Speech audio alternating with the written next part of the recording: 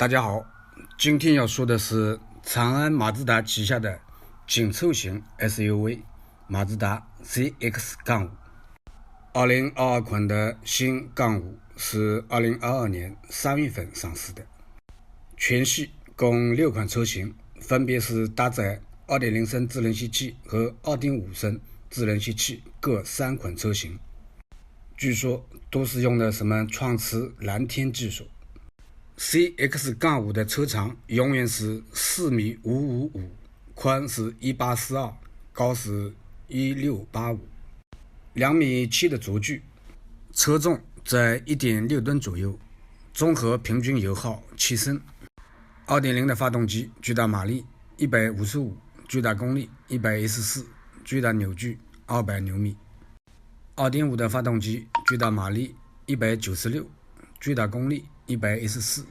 最大扭矩252。创驰蓝天肯定就是高压缩比，它的压缩比是13:1，当然现在好多丰田的车型也是高压缩比。马自达 CX-5 全系用的都是6档手自一体的 AT 变速箱，据说这个变速箱是马自达和爱信合作的。新 CX-5 只有一款尊耀型的是前置4驱，并有多片离合器，前悬挂麦弗逊式，后悬挂多连杆式，用的是约克豪马 225-65R17 和 225-55R19 两种型号的轮胎。2.5 的车型有并线辅助、车道偏离、车道主动刹车，还有波道辅助、自动驻车、多方位的安全气囊、自适应巡航、前后雷达、倒车影像，全系都是单天窗。2款高配车型有电动的记忆后备箱、多功能的真皮方向盘，仪表盘用的是7英寸的和 4.6 英寸的液晶屏，这个 4.6 英寸是不是有点太小？